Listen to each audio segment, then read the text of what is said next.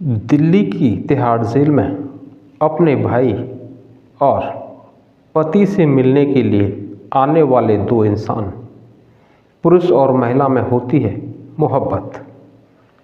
इस मोहब्बत में आई बाधा को हटाने के चक्कर में प्रेमी ने न सिर्फ अपनी प्रेम की कहानी की बलि चढ़ा दी, बल्कि जेल के बाहर से अंदर जाने का रास्ता भी खोल दिया।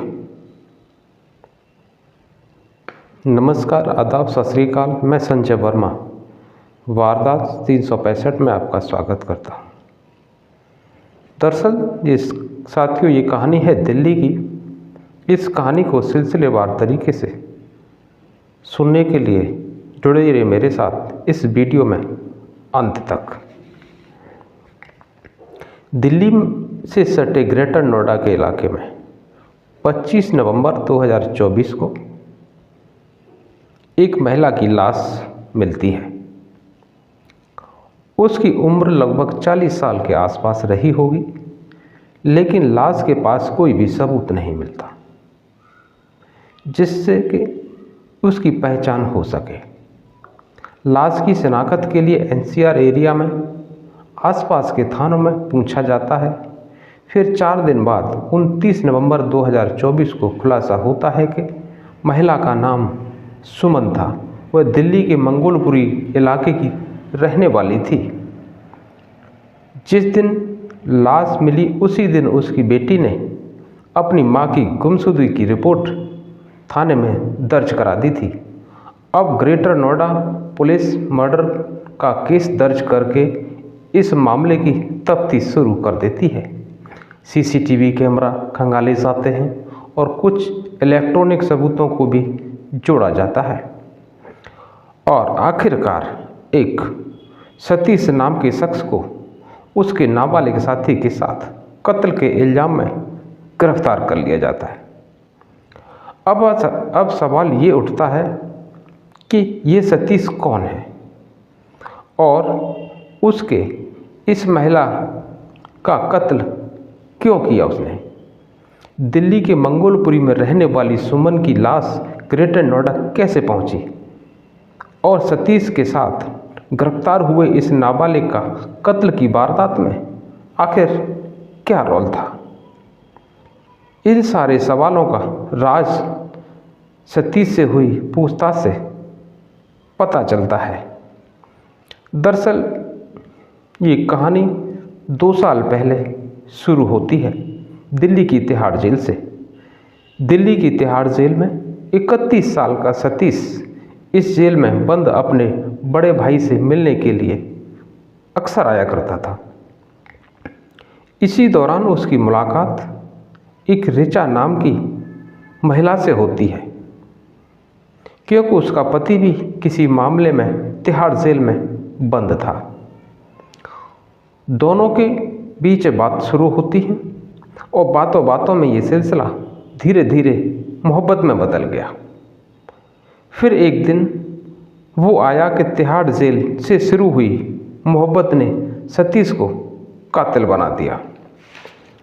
इसके बाद इस मोहब्बत में दरअसल सतीश और ऋचा की मोहब्बत इस मुकाम तक पहुंच चुकी थी कि वे दोनों एक साथ जीने मरने का फैसला कर चुके थे। ऋचा ने जब अपनी सारी कहानी अपनी माँ को बताई तो उसकी माँ का नाम सुमन था। सुमन ने इस बात को सुनने के बाद मना कर दिया था। वो चाहती थी कि उसकी जो बेटी है अपने पति के जेल से छूटने के बाद वो अपने पति के साथ ही रहे, किसी और मर्द के साथ दूसरा विवाह न रचाए। उधर सतीश किसी भी कीमत पर ऋचा को पाना चाहता था, लेकिन ऋचा ने अपनी मां की मंजूरी के बिना शादी करने से मना कर दिया था। ऐसे में सतीश को अपनी मोहब्बत की मंजिल में ऋचा की मां सबसे बड़ी रुकावट नज़र आ रही थी और उसने इस रुकावट को हमेशा के लिए हटाने का फैसला कर लिया। और इस काम के लिए उसने अपने दोस्त को भी शामिल किया, जिसमें से कि एक नाबालिग है। नाबालिग दोस्त ने 25 नवंबर को सतीश का यही नाबालिग दोस्त सुमन के घर पहुंचता है और सुमन को सोने की चेन दिलाने का बहाना करके कि मैं आपको एक सोने की चेन दिलाऊंगा। और इस बात को सुन करके ऋचा की माँ सुमन बाहर आ जाती है और इसके बाद सुमन को सतीश की गाड़ी में बिठा लेता है। ड्राइवर सीट पर सतीश के और पास वाली सीट पर सुमन बैठ जाती है। सुमन के ठीक पीछे सतीश का नाबालिग दोस्त और उसके पास में दूसरा दोस्त अंकुश बैठ जाता है। थोड़ी दूर चलने के बाद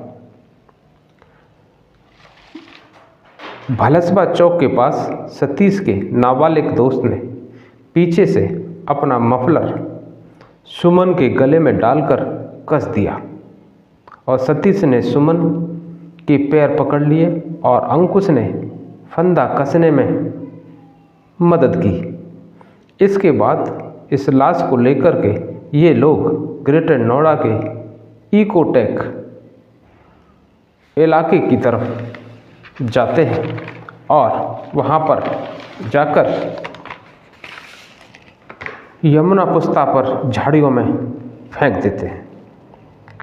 25 नवंबर को जब ऋचा ने अपनी माँ की गुमशुदगी की रिपोर्ट दर्ज कराई थी तो सतीश उसके साथ रिपोर्ट दर्ज कराने में शामिल था और उसको खोजने का नाटक भी कर रहा था ताकि उसके ऊपर किसी को शक न हो।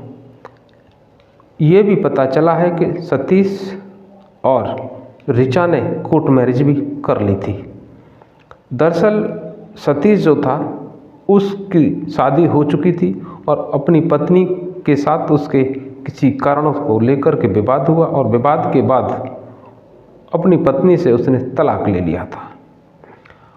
साथियों, लेकिन जो भी हुआ, कातिल कितना भी शातिर क्यों ना हो, कानून के हाथों से बच नहीं सकता, क्योंकि कानून के हाथ बहुत लंबे होते हैं और पुलिस ने आखिरकार उसे गिरफ्तार कर लिया और सलाखों के पीछे डाल ही दिया। साथियों, ये थी आज की कहानी।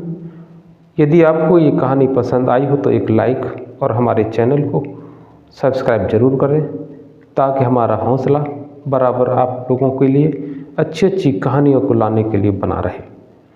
इस कहानी को सुनाने का उद्देश्य किसी की भावनाओं को ठेस पहुंचाना नहीं है, बल्कि नई पीढ़ी को गलत कार्यों से जागरूक करना है। कहानी सुनने के लिए आपका बहुत बहुत धन्यवाद।